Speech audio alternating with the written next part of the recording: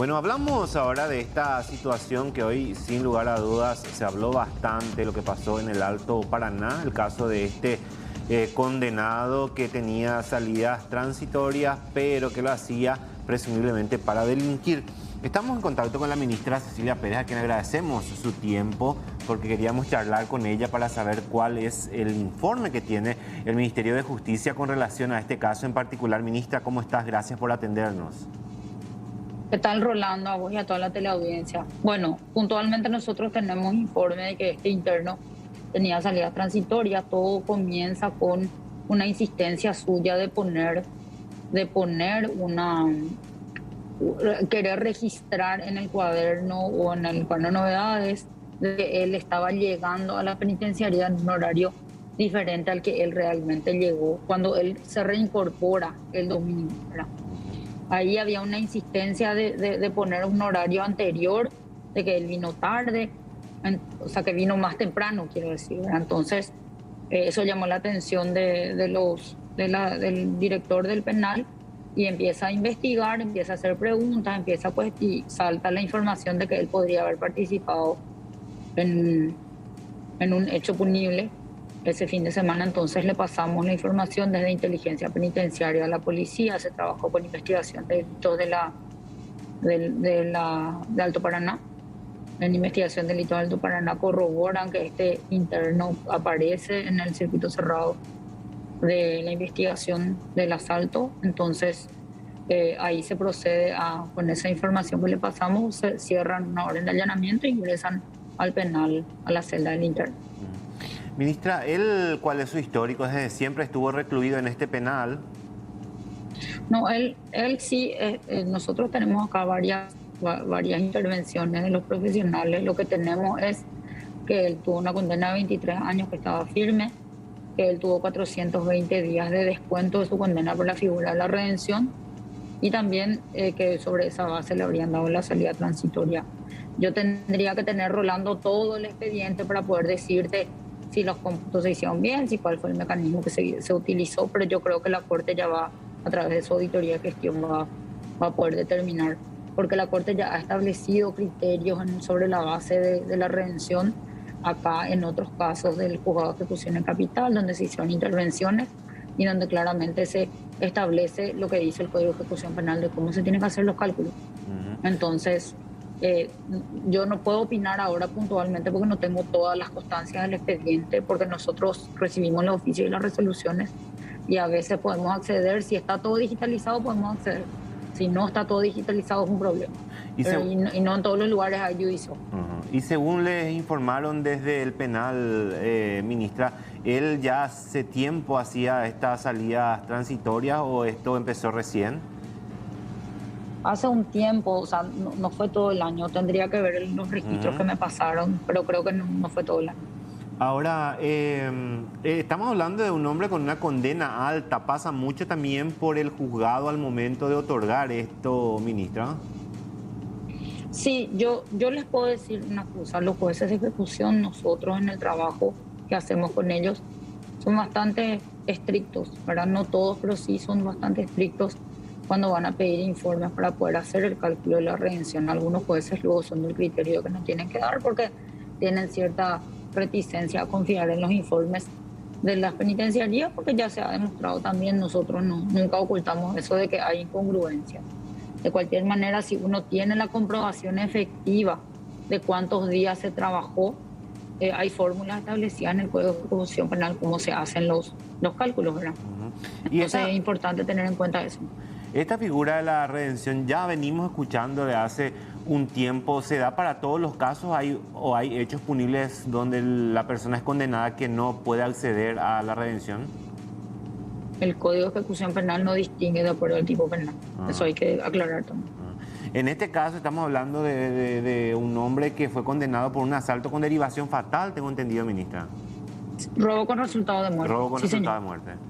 Ahora, me imagino que esta situación también lleva a, de alguna manera, empezar a ver, echarle un poco más ojo a esta gente, porque me imagino que uno tiene que estar cuidando todo el tiempo diferentes aspectos, pero ¿Esto es uno de los pocos casos que se dan o ya tienen antecedentes de otros casos, ministra?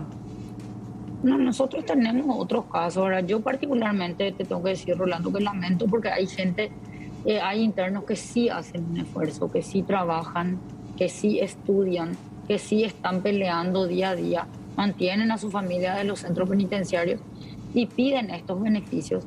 Y este tipo de actuaciones son las que le hacen temer al juez conceder, ¿verdad? No estoy hablando de estos casos de penas muy elevadas o de personas que tengan medidas de seguridad, que obviamente no le va a estar dando redención a alguien que tiene, además de su pena, una medida de seguridad.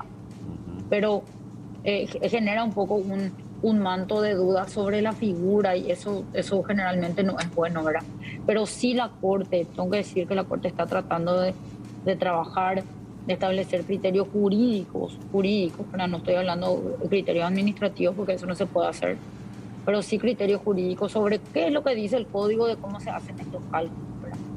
Y si esta persona realmente era tan ejemplar o no, ¿verdad? Porque nosotros tampoco tenemos estudios psicológicos en el Paraguay, no tenemos una experiencia en hacer, porque es algo relativamente nuevo, lo que es los estudios de riesgo, ¿verdad? O sea, de pensar que una persona si sale va a volver, existe o no la posibilidad de que vuelva a cometer otro hecho.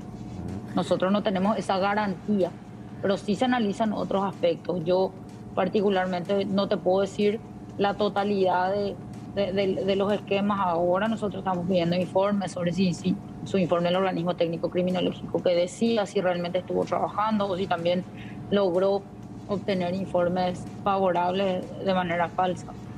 Pero sí, nuestra preocupación es que por culpa de este tipo de casos que tienen manto considerable de irregularidad, otros internos que sí trabajan y estudian no se vean beneficiados.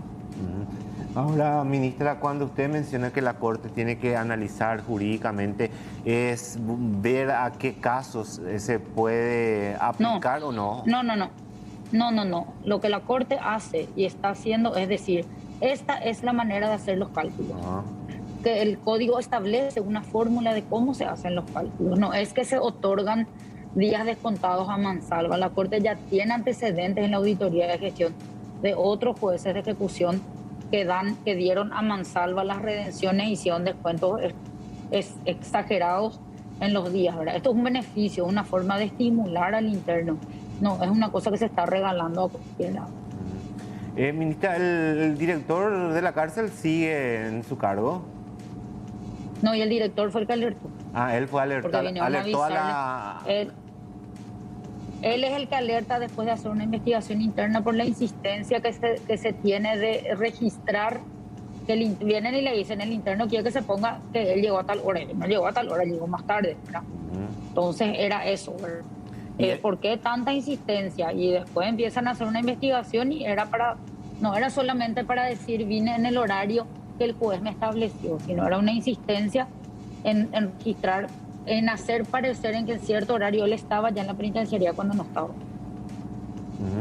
Y se maneja, el director dentro de ese levantamiento de datos que hizo también informó que esta persona, porque se hablaba de que él también vendía, creo que alcohol dentro de la cárcel, ministra, esa información también le pudieron precisar. No, la insistencia de este interno en este tema de poner es lo que levanta la avispero. Ahora, por supuesto, por el camino ya surgen un montón de otras informaciones que también tienen que ser corroboradas. Ministra, hay mucha gente en estas condiciones de que salen y tienen, o sea, que la justicia le permite salir y después retornar otra vez a prisión. Hay mucha población, o sea, que muchos internos así. No, realmente hay que tener en cuenta que primero tiene que ser un interno que esté condenado. Ustedes saben que nosotros tenemos 28% nomás de la población condenada. En segundo punto, de ese 28%, no te sabría decir hoy exactamente cuántos son los que cumplieron la mitad de la condena y que tendrían salida transitoria, porque no es que uno cumple la mitad de la condena y ya se le da salida transitoria.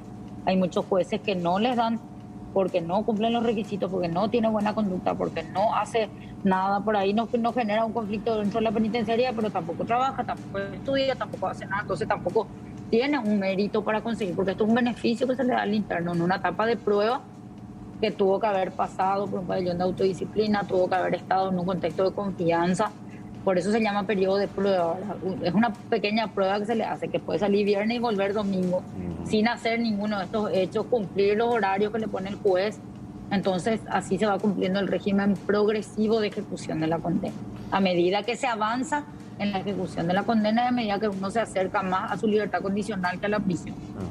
Ministra, finalmente, ¿él va a permanecer allí en el Alto Paraná? ¿Se va a disponer a nivel de institutos penales su traslado? ¿Hay alguna determinación que se va a adoptar con relación a este condenado? Ahora estamos viendo, estamos analizando esas aristas, pero sí tenemos que tener en cuenta que el juez de ejecución va a tener que analizar con este nuevo hecho la continuidad o no de esas salidas transitorias y la apertura a una nueva causa. Ministra, siempre es un gusto hablar contigo. Le agradecemos mucho por su tiempo y por charlar esta tarde con nosotros. Gracias, Rolando, que tengan buena tarde. Muchísimas gracias, la ministra de Justicia Cecilia Pérez, con relación a este caso que ocurrió en el Alto Paraná. Hablamos de este condenado a 23 años de cárcel por robo con resultado de muerte y que aparentemente en sus ratos libres, cuando salía de la cárcel, porque tenía esa salida transitoria, cometía hechos delictivos.